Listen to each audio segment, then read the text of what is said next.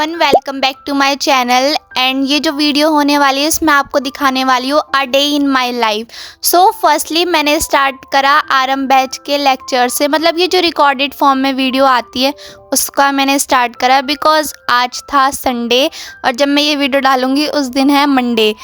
तो मैंने ये एक दिन पहले शूट करी थी वीडियो एंड मैंने ये रिकॉर्डेड फॉर्म की वीडियो ली। एंड ये जो लेक्चर है ये मैंने अराउंड 1 PM लिया था बिकॉज मैं सो के ही लेट उठी थी। वेकेशन स्टार्ट है तो अभी तक वेकेशन मेरे एंड नहीं हुए, तो मैं थोड़ा सो के लेट उठती हूँ, इसलिए मैं लेट ही लेक्चर लेती हूँ। एंड मैंने आरएम बैच का ये जो रिकॉर्डेड फॉर्म में वीडियो आती है इसमें मैंने पहले तो फर्स्ट फ्लाइट में चैप्टर नेशनल मंडेला जो ये चैप्टर है ये मैंने लिया था। ये जो चैप्टर है ये मेरे स्कूल में हो चुका है बट मैं इसे एक बार रिवाइज़ कर रही हूँ। मेरे ना आरएम बैच की जो रिकॉर्डेड फॉर्म की वीडियो है इसमें थोड़े से बैकलॉग भी हैं, तो इसलिए मैं वो बैकलॉग भी कंप्लीट करूँगी। रिकॉर्डेड फॉर्म के ही बैकलॉग है, वैसे तो बैकलॉग है नहीं अभी, बस ये बैकलॉग मुझे कंप्लीट करने हैं एंड देन बस मेरी फिर अच्छे से क्लास स्टार्ट रहेगी।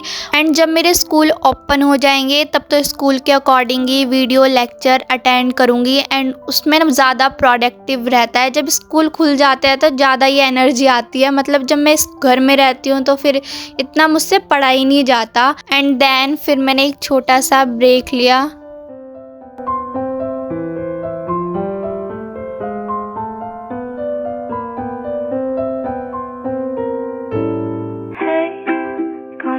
एंड देन फिर जो लेक्चर था वो एंड हो गया था, तो मैंने सोचा अब थोड़ा सा एसएसटी पढ़ लेती हूँ बिकॉज़ एसएसटी में अभी तो इकोनॉमिक चैप्टर चल रहा है बट मैंने फिर भी नेशनलिज्म इन यूरोप जो चैप्टर है उसके रिवाइज़ करे नोट्स, बिकॉज़ जब मैं चैप्टर को रिवाइज़ करती रहती हूँ तो फिर वो चैप्टर रिवाइज़ अच्छे से याद भी रहता है। अगर मैं रिवाइज़ नहीं करती तो वो चैप्टर मैं भूल जाती हूँ, और ये जो चैप्टर है ये तो इतना लंबा चैप्टर है कि बस मुझे याद भी नहीं रहता, इसलिए मैं इसके ना रिवाइज़ करती रहती हूँ नोट्स अपने क्वेश्चन बैंक में से। इसके क्वेश्चन भी कॉम्पिटेंसी बेस्ड जो क्वेश्चन होते हैं वो भी सॉल्व करती रहती हूँ और थोड़े बहुत क्वेश्चन बनाने की कोशिश भी करती हूँ कि थोड़े क्वेश्चन मुझे बनाने आए और मैंने खुद से सॉल्व करूँ। एंड मुझे ना सीरियसली मैं बताऊँ तो मैं थोड़ी एसएसटी में वीक हूँ, मुझसे ना हिस्ट्री नहीं पढ़ी जाती बिल्कुल भी, मैं उसके सन याद नहीं रख पाती और थोड़ा नहीं हो पाता मुझसे एसएसटी, तो इसलिए मैं एसएसटी बार बार पढ़ती रहती हूँ। बीच बीच में एसएसटी पढ़ लेती हूँ क्योंकि फिर जो वीक सब्जेक्ट होता है मेन तो वो होता है कि आपको वो पढ़ना ही चाहिए, मतलब दिन में एक बार तो को पढ़ना ही चाहिए। कभी कभार ऐसा होता है कि लेक्चर ज़्यादा हो जाते हैं, मतलब साइंस और मैथ के, तो मैं नहीं लेती एसएसटी, बट रेगुलर में थोड़ा बहुत एसएसटी पढ़ती हूँ बिकॉज़ ये मेरा थोड़ा वीक सब्जेक्ट है, मुझे भी पता है, तो इसलिए मैं इसे थोड़ा सा अच्छा बनाने की कोशिश करती हूँ। एंड इसके जितने भी क्वेश्चन हो सकते हैं वो मैं प्रैक्टिस करने की भी कोशिश करती हूँ। एंड देन फिर मैंने ग्रामर का लेक्चर लिया, उसमें मैंने डिटरमाइन करा और उसके जितने भी नोट्स थे वो मैंने अपनी कॉपी में नोट्स कर लिए थे।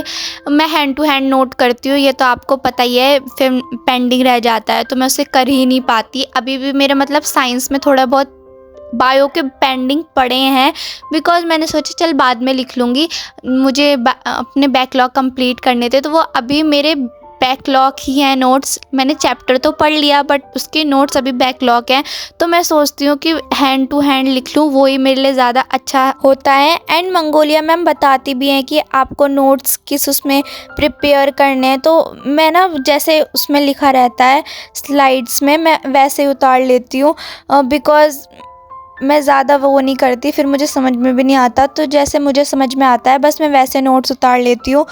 और मंगोलिया मैम का पढ़ाने का तरीका ही इतना अच्छा लगता है कि मैम इतने डीपली सब कुछ एक्सप्लेन करती हैं, सब कुछ इतने अच्छे से पढ़ा देती हैं और बहुत ही अच्छे से पढ़ाती हैं। एंड देन इंग्लिश के लेक्चर लेने के बाद फिर मैंने लिए अपने हिंदी का लेक्चर। हिंदी में मैंने आज कृतिका का फर्स्ट चैप्टर करा, माँ का आंचल।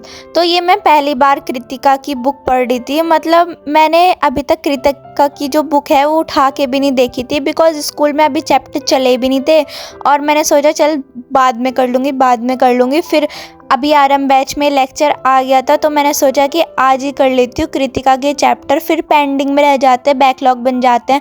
तो मैं नहीं चाहती थी मेरे बैकलॉग बने, तो इसलिए मैंने ये कृतिका का फर्स्ट चैप्टर करा, माँ का आंचल। और मैम ने इतने अच्छे से एक्सप्लेन करती हैं, सब कुछ बता कर करती हैं, और गाने भी इतने अच्छे गाती हैं, और मैम की वॉइस भी इतनी ज़्यादा अच्छी लगती है मुझे। मैम हर चीज़ इतने अच्छे से एक्सप्लेन करती है कि आपको मतलब कहीं और पढ़ने की ज़रूरत ही नहीं है, इतना अच्छा एक्सप्लेन करती हैं। और सब चीज़ मैम गा कर बताती हैं।